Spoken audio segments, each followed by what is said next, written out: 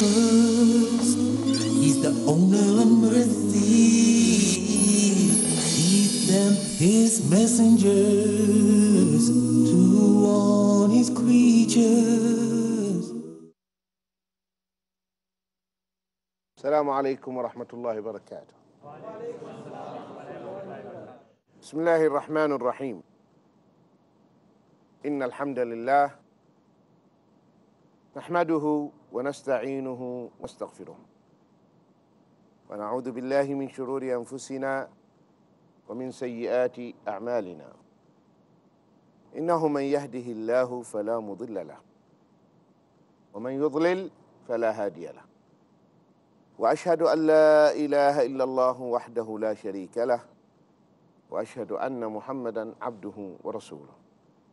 أما بعد فإن أصدق الحديث كتاب الله تعالى وخير الهدي هدي محمد صلى الله عليه وآله وسلم وشر الأمور محدثاتها وكل محدثة بدعة وكل بدعة ضلالة وكل ضلالة في النار. أما بعد, my dear brothers and sisters in Islam, Kitab Tawheed, chapter number 11.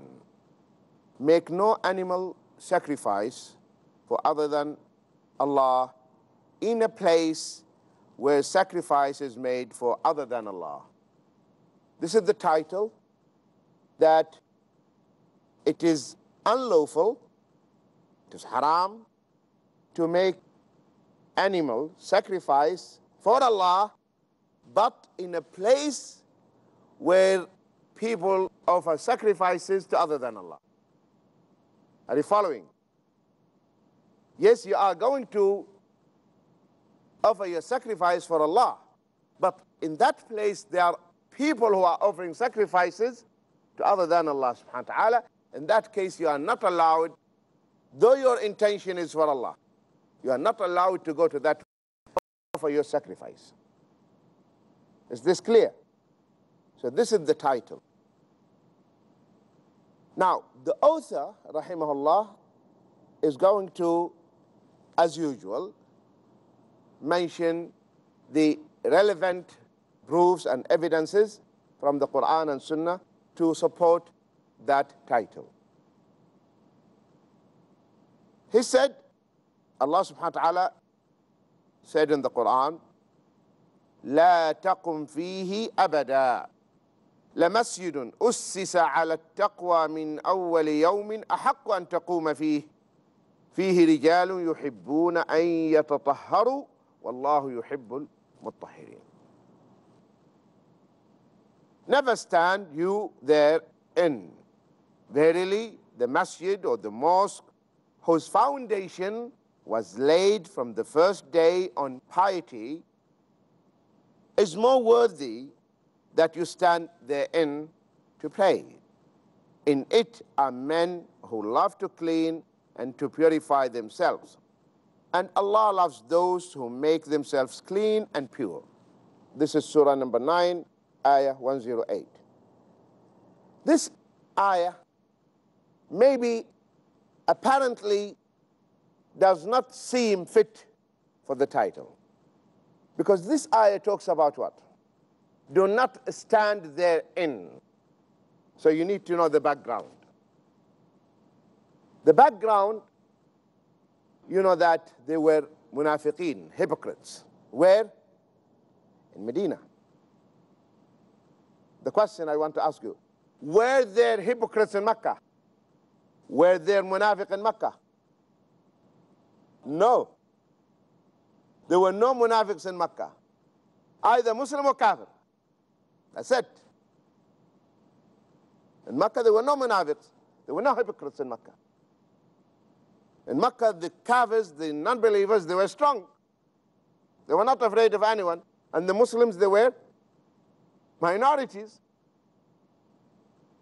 The hypocrites appeared in Medina, when the Muslims now, they have the upper hand. That's why you find Surah Al-Baqarah, Surah Madaniyah, Madani Surah. It addresses the issue of the hypocrisy, because hypocrisy appeared in Medina. Are you following? So in Medina, there were non-Muslims and Muslims. And the fifth column, you know the fifth column? Those are the munafiqeen, the hypocrites, who can stab you from behind, pretending to be Muslims, but they are not Muslim. And they are more dangerous than the non-Muslim themselves. Because the non-Muslim is clear to you. But this one, he stands next to you in the salah. See? So they are dangerous, the munafiqs. So the hypocrites in Medina, and you know, the head of the hypocrites was Abdullah ibn Ubay ibn Salul, the head. Now they built masjid. The munafiqs, the hypocrites in Medina, they built a masjid, not near the masjid, far away. And then they invited the Prophet ﷺ to come and pray, to inaugurate the masjid, okay? Under the pretext that this is the masjid, we have built it for the weak Muslims so they can be used as a shelter and also as a place of worship. The Prophet ﷺ happened to be going to Tabuk. So he told them, now we are setting out to Tabuk. In my return, inshallah, I will pray in your masjid. Are you following? But their intention was, why they built the masjid, the hypocrites. First of all, they will not be seen regularly. So they will be out of sight. So they can do whatever they like. Secondly, they can plot and conspire against the Muslim. So that is, this masjid, the idea behind building it is to use it as a headquarter for the munafiqs. Are you following? Is this clear? Now, the Prophet ﷺ, in his way back, Allah informed him and told him, don't pray in this masjid. Are you following now? Because the masjid was constructed not for the sake of Allah. The masjid was built to be used as a place for the hypocrites so they can plan against Islam and use that as their headquarter. So Allah informed His Prophet ﷺ, never stand in that masjid. And this masjid is called Masjid al-Dirar. Dirar means harm, the harm, because it's going to cause a great harm to the community. You're getting the idea? So immediately the Prophet ﷺ, he sent some of the Sahaba and they destroyed the masjid, demolished it. They demolished the masjid. Why the masjid was demolished? Because the idea behind it is to use it for something else. Are you following? Though it is a masjid. Though it is a masjid. So, because of the intention of the hypocrites, Allah forbade His Prophet from standing in that masjid. Now, how about a place? It's not a masjid. It is meant for shirk. Should you go there? No. It's not. So that's why the ruling in the Sharia is to eradicate and remove anything that advocates paganism or polytheism or anything like that. Sharia is against it and it has to be eradicated. So they can see the relevance of the ayah that Allah forbade His Prophet from standing in that masjid, because that masjid, though it was just a masjid, but because the hypocrites built it not for the sake of Allah subhanahu wa ta'ala. My dear brothers and sisters and dear viewers, stay tuned. We'll be back, inshallah, after the break.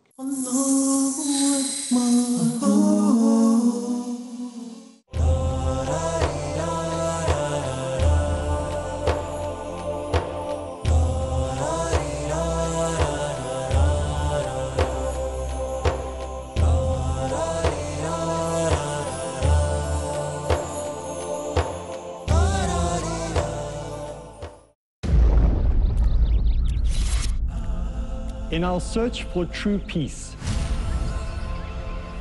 and the secret of life found only in Islam, it is important for us to highlight the permissible over the prohibited.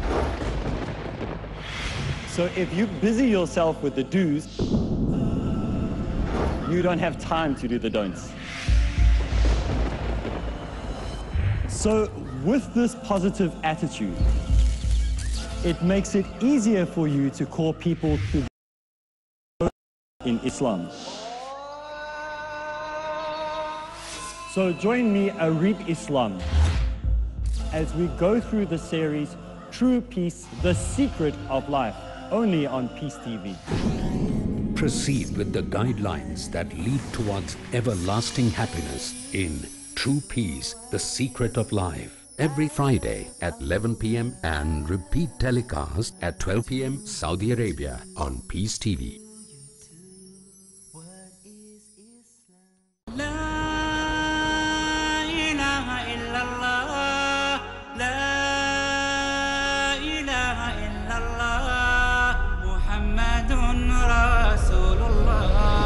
It costs nothing,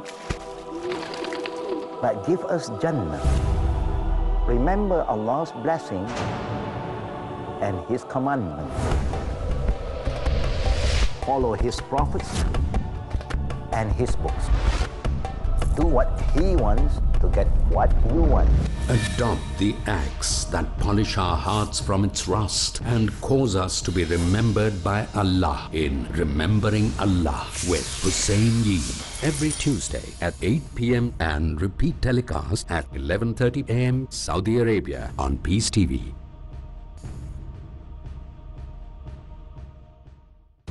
इंसानों का मुस्तक़बिल तामीर करने को एक कारवां जो निकला है पैगाम हक़ लिए। अल्लाह का फरमान है, कुरान मजीद सारी इंसानियत के लिए पैगाम है। मुआशरे की इस्लाह के वास्ते चुन के कुरान और सुन्नत के रास्ते। हर एक मसले का हल इस्लाम में मौजूद है। इस दुनिया में हकीकी अमन सलामती उसी वक्त कायम हो सकती है जब दुनिया की कौमें अकीदे तौहीद को अपना ले। हक़ की फतह याबी के लिए, सच्ची कामयाबी के लिए हम घंटों व्हाट्सएप, फेसबुक और मुख्तलिफ खेलों में अपना वक्त बर्बाद कर रहे हैं। हमें वही सेहत मुसलमान अल्लाह के अहकाम के मुताबिक जिंदगी गुजारनी है। मिलिए अमन अरमार, सामिया जुले, इब्राहिम पटेल, कुलसूम अरमार, हुमैद अरमार, सुलेखा अंसारी, अहमद सोराखिया, फरहान अहमद सोमानी और अर्श जगाड़े। सबसे बेहतरीन मुसलमान की मिसाल हमारे आखिरी पैगंबर मोहम्मद सल्लल्लाहु अलैहि वसल्लम है।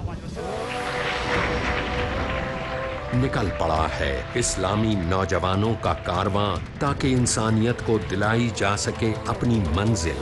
कारवाने मुस्तक़बिल every Thursday at 7:30 p.m. and repeat telecast at 10:30 a.m. Saudi Arabia on Peace TV.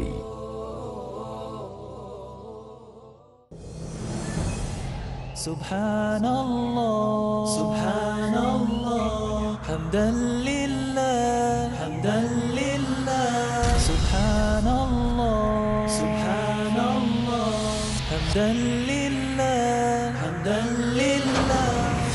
If you have a physical heart problem, who do you turn to? A physician, of course, heart doctor. But if you have a spiritual heart problem, you are stressed, depressed, and distressed, who do you turn to for counseling? Social worker? Citizen Advice Bureau? Definitely not. You need the real doctor, the doctor of the heart, the counseling of the Prophet. Join me in the Prophet Counseling, a new set of episodes only on Peace TV. Get the perfect solution for all your spiritual and worldly worries in the light of the Sunnah of Prophet Muhammad, peace be upon him, in the Prophet's Counseling. Every Friday at 8 p.m. and repeat telecast at 11:30 a.m. Saudi Arabia on Peace TV.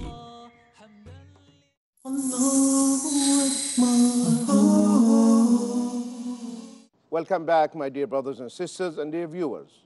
We were discussing before the break Kitab Tawheed, chapter number 11.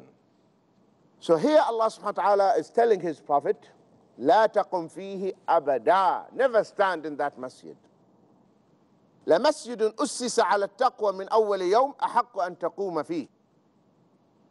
Allah is telling his prophet, a masjid that was founded from the first day on basis of taqwa deserves that you pray in it.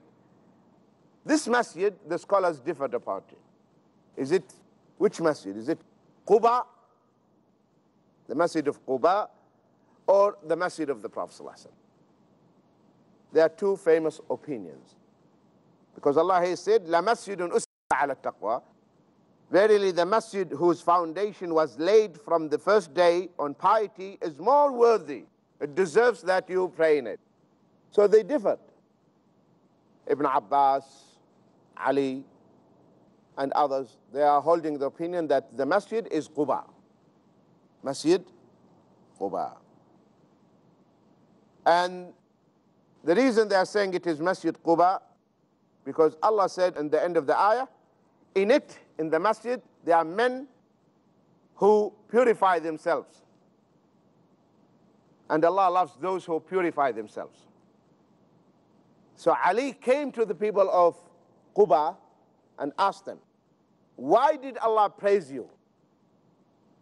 Allah mentioned you in this ayah and praised the Masjid Quba, and you, what do you do uniquely? They said, we found our neighbors, the Jews, they use the stones when they, after defecation, after responding to the call of nature, and we are using the stones, and then on top of that we use the water. You know, in the past, people, they use what? Stones to remove the impurity, the najasa, after defecating, after responding to the call of nature. But those who happen to be in Quba, the Sahaba, they, on top of that, after using the stones, they use what? Water, to remove completely the najasa. Like today, you remove the najasa with the toilet paper, and then you use the water after that. Because by using the water, you make sure that there will not be any trace of najasa. So they said, this is what we were doing. And of course, this is the physical purity, but on top of that also the purity of the heart. So this is the argument of those who are saying that this is referring to Masjid Quba, the masjid mentioned here. Sayyidina Umar ibn Khattab and his son Abdullah ibn Umar and others, they hold the opinion, no. The masjid mentioned here is the masjid of the Prophet ﷺ, Masjid Nabawi. And here we have an explicit evidence from the Prophet ﷺ in Sahih Muslim that the Prophet ﷺ was asked, what is the masjid that was laid upon the foundation of taqwa from the first day? He said, my masjid. He said what? My masjid. Now, irrespective whether it is Quba or the masjid of the Prophet ﷺ, what is more important to us, that Allah forbade his prophet from standing in that masjid which was built by the munafiqeen. Are you following? Is this clear? Of course, you know, Masjid Quba, of course, has its own merit, that if you take wudu in your house in Medina and you go to the Masjid of Quba and pray 2 rak'ah, that will be equivalent to Umrah. So when you are there, when you go to Medina, take wudu in the hotel and go to Quba and pray 2 rak'ah. and you'll get the reward of one Umrah, as if you performed the Umrah. Now, in that masjid, mashallah, there are men who love to purify themselves. And here we have to emphasize also, because you see, inshallah, we are trying in this course not only to address the issue of the Tawheed. So anything relevant, we feel it is beneficial for the Muslim, we mention it. So the issue of the purity itself, the most important thing is the purity of the heart. Okay? So you should purify your heart. You should not hold any malice, any grudge, any ill feeling towards anyone.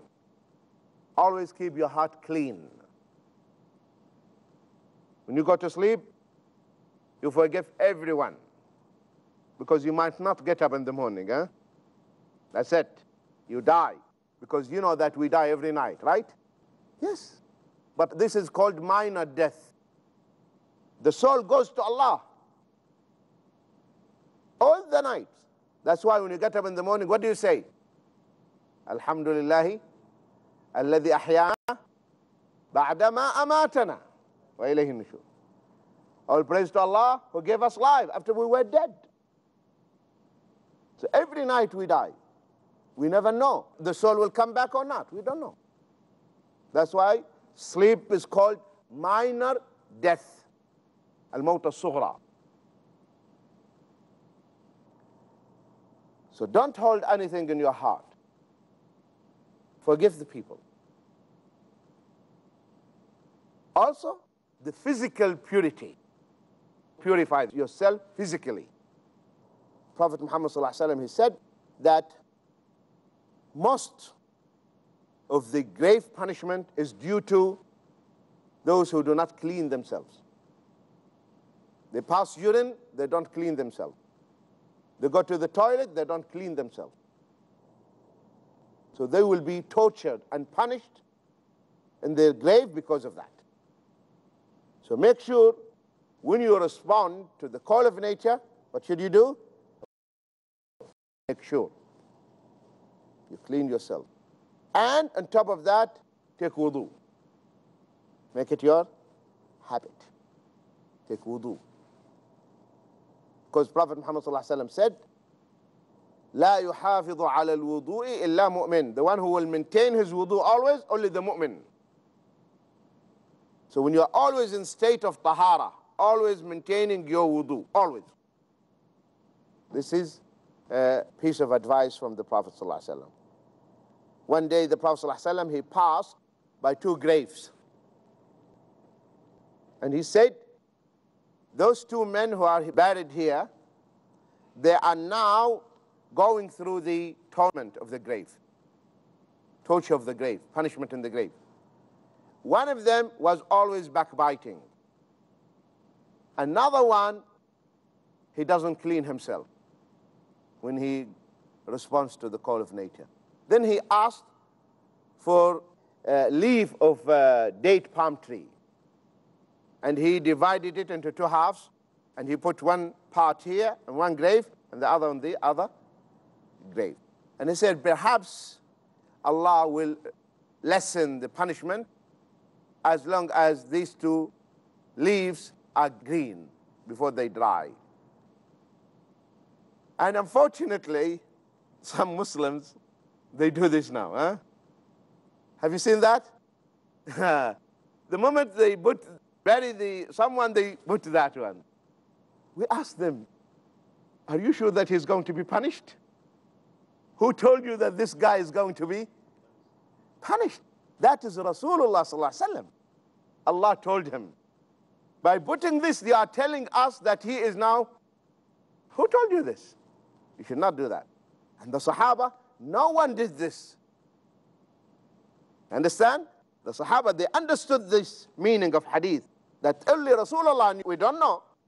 So no one after the Prophet ﷺ, whenever they see a grave or bury someone, they put a green leaf. No one. Is this clear? Because it is sometimes misunderstanding of the ahadith of the Prophet ﷺ. My dear brothers and sisters and dear viewers, we will be inshallah studying together Kitab Tawheed, chapter number 11, in the coming episode. Looking forward to seeing you. Till then, Assalamu alaikum wa rahmatullahi wa barakatuh.